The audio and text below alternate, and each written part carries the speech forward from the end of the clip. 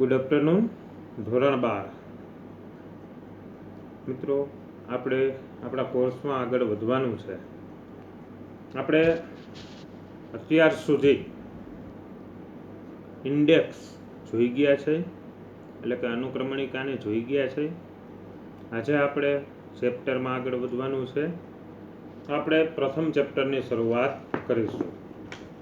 હવે મેં તમને પહેલાં જ અનુક્રમણિકા પરિચય દરમિયાન જ કીધું હતું કે હંમેશા ગુજરાતી સાહિત્યમાં પ્રથમ ચેપ્ટર પદ અથવા ભજન હોય છે, અને એ નરસિંહ મહેતાની જ રચના હોય છે.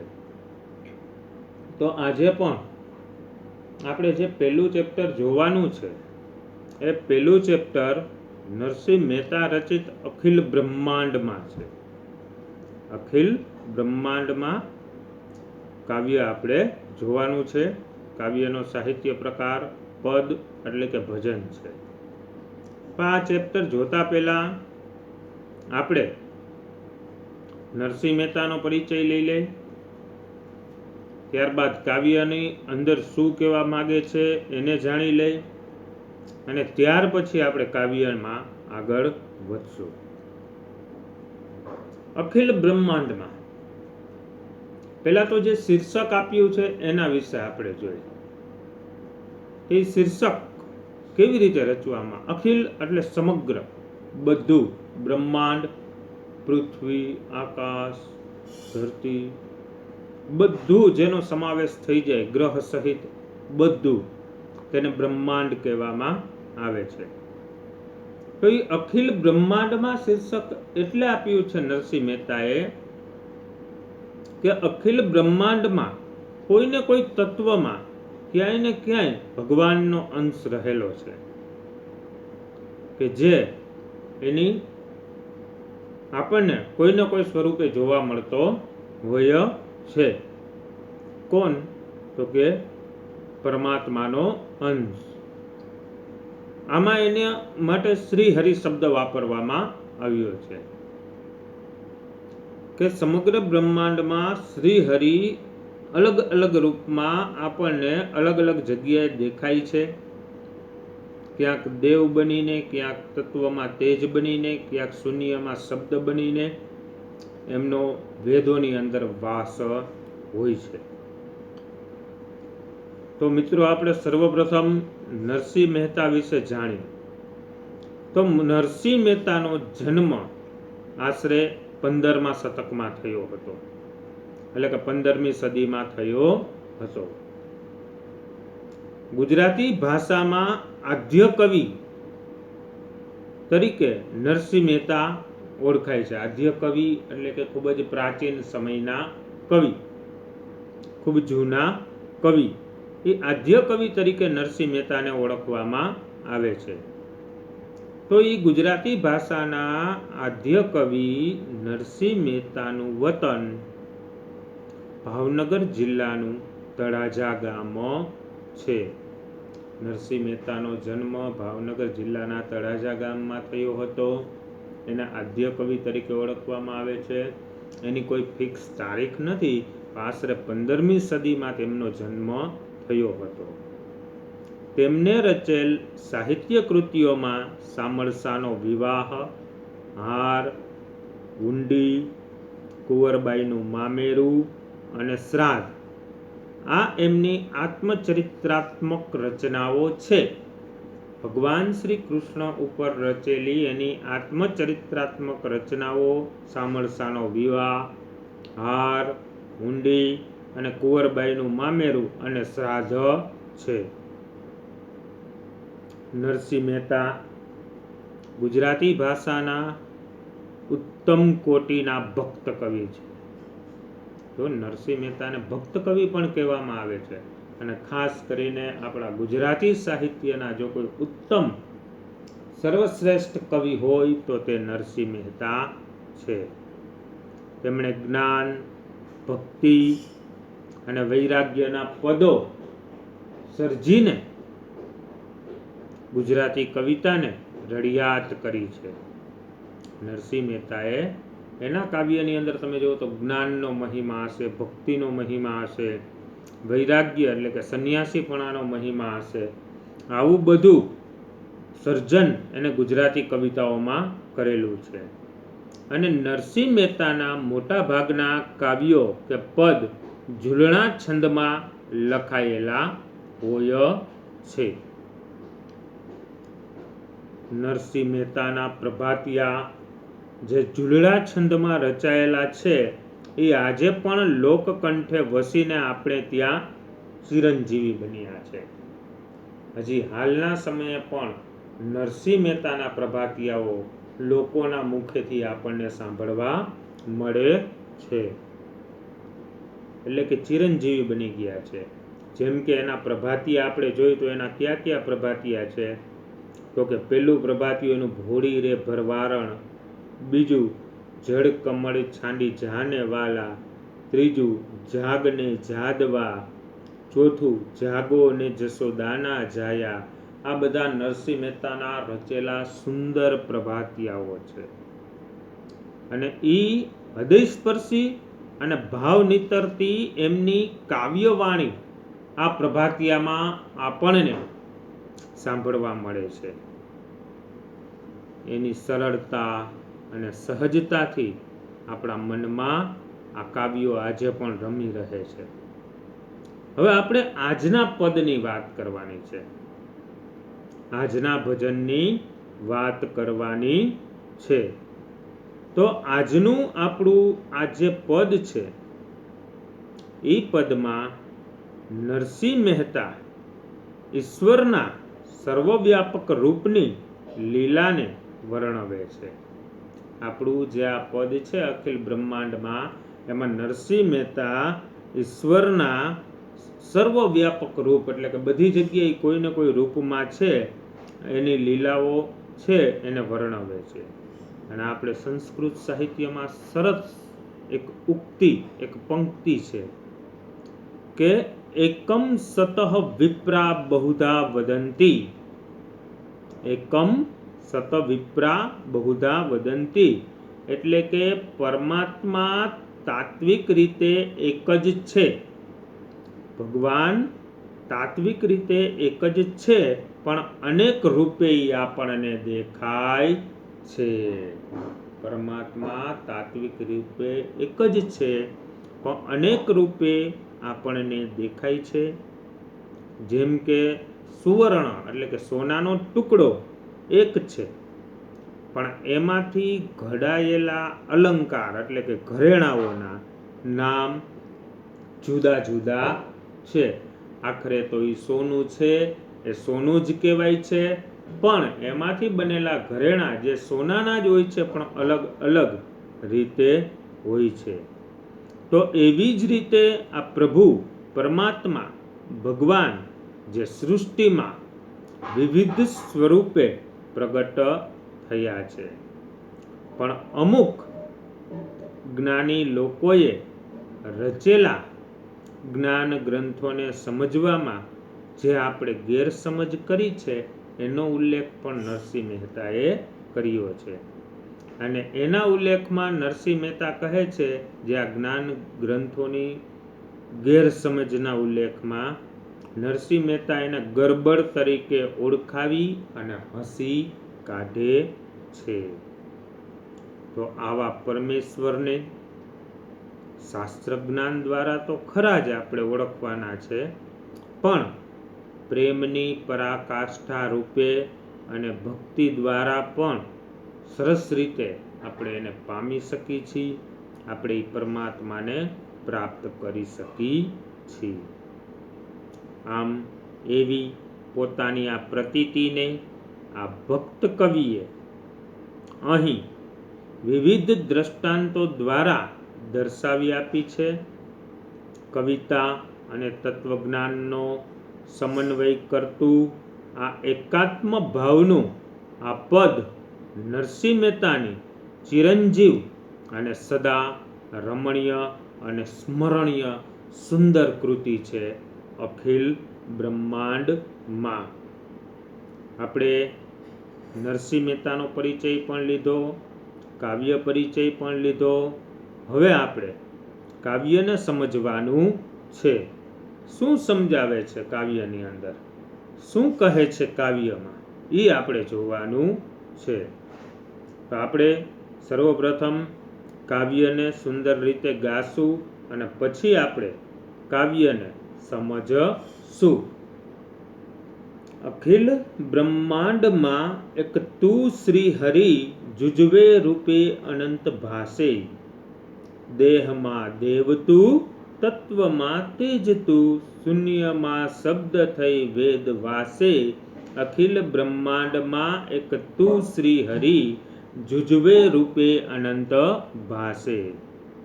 પવન તું, પાણી તું, ભૂમિ તું ભૂધરા, વૃક્ષ થઈ ફૂલી રહ્યો આકાશે. વિવિધ રચના કરી અનેક રસ લેવાને, શિવ થકી જીવ થયો એ જ આશે. અખિલ બ્રહ્માંડમાં એક તું શ્રી હરિ જુજવે રૂપે અનંત ભાસે. વેદ તો એમ વધે, શ્રુતિ સ્મૃતિ સાખ દે, કનક કુંડળ વિશે ભેદ નાયે. ઘાટ ઘડિયા પછી નામ રૂપ જુજવા, અંતે તો હેમનું હેમ હોયે. અખિલ બ્રહ્માંડમાં એક તું શ્રી હરિ જુજવે રૂપે અનંત ભાસે. ગ્રંથે ગરબડ કરી વાત નવ કરી ખરી, જેહને જે ગમે તેને પૂજે. મન વચન કર્મથી આપ માની લહે, સત્ય એ જ મને એમ સૂજે. અખિલ બ્રહ્માંડમાં એક તું શ્રી હરિ જુજવે રૂપે અનંત ભાસે. વૃક્ષમાં બીજ તું, બીજમાં વૃક્ષ તું, જો પંટ તરો એ જ પાસે. ભણે નરસૈયો એ મન તણી શોધના, પ્રીત કરું પ્રેમથી પ્રગટ થાશે. અખિલ બ્રહ્માંડમાં એક તું શ્રી હરિ જુજવે રૂપે અનંત ભાસે.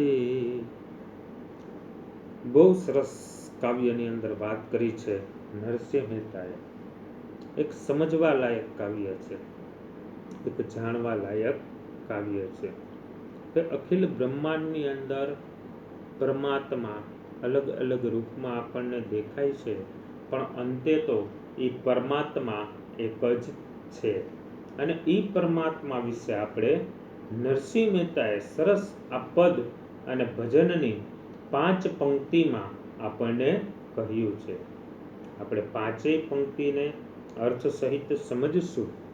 તો શું કહે છે કે અખિલ બ્રહ્માંડમાં એક તું શ્રી હરિ જુજવે રૂપે અનંત ભાસે.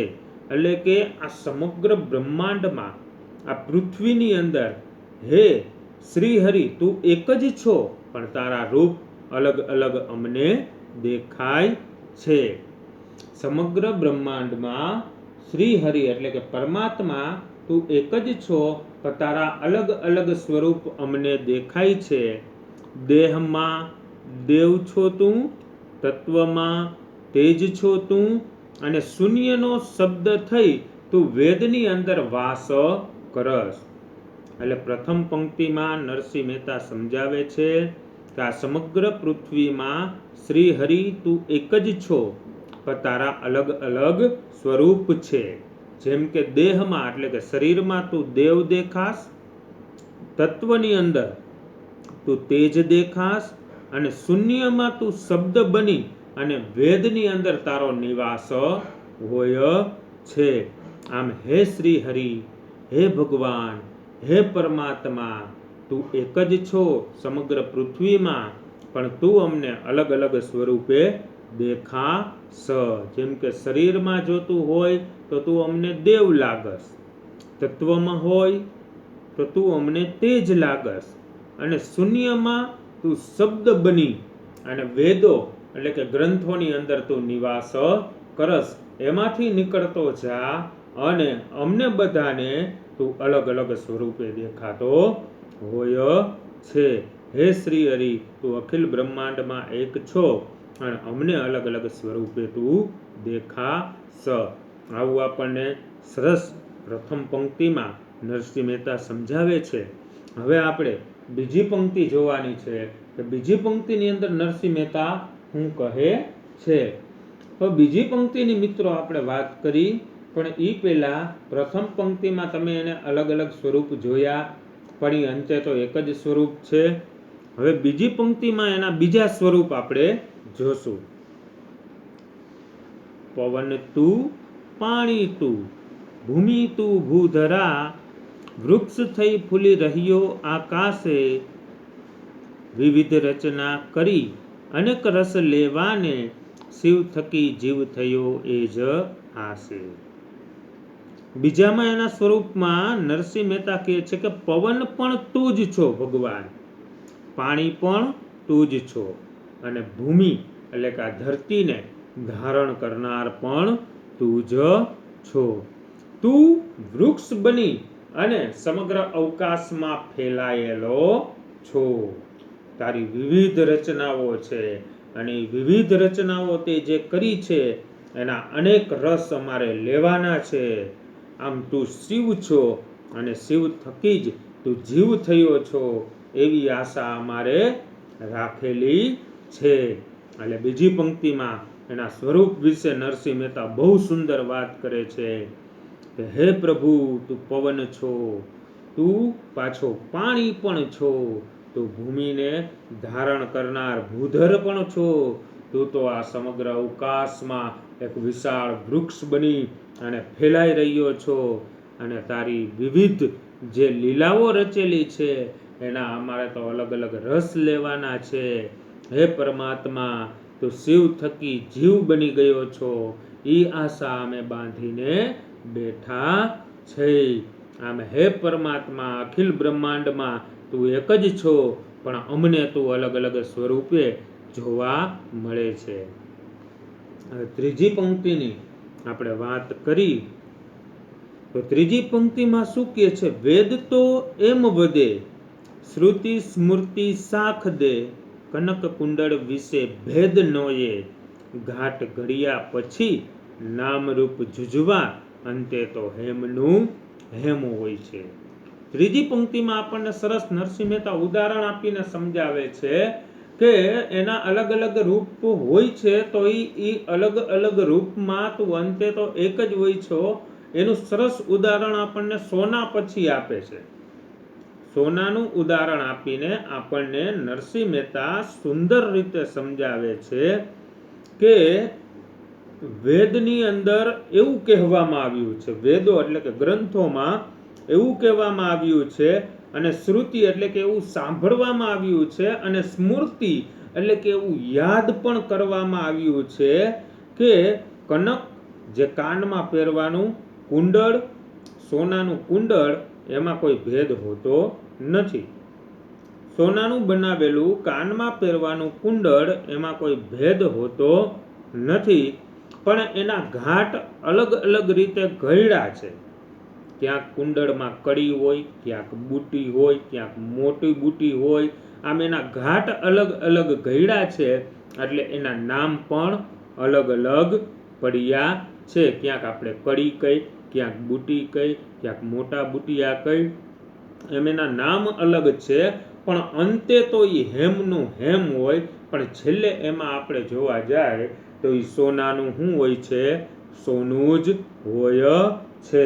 એટલે નરસિંહ મહેતાએ ત્રીજી પંક્તિમાં બહુ સરસ રીતે આપણને સમજાવ્યા છે કે વેદોમાં તો એમ કહેવાયું છે અને એવું સાંભળવામાં આવ્યું છે, એવું સ્મરણ એટલે કે યાદ કરવામાં આવ્યું છે કે જેમ કનક કુંડળમાં, સોનાના કુંડળમાં કોઈ ભેદ ન હોય, એમ એના ઘાટ અલગ અલગ ઘડાય, પણ અંતે તો એ સોનાનું સોનું જ છે. અલગ અલગ ઘાટ ઘડાય ત્યારે એના અલગ અલગ નામ પડે છે, પણ મિત્રો છેલ્લે તો આપણે એને શું કહી? સોનાની જ વસ્તુ કહી છે.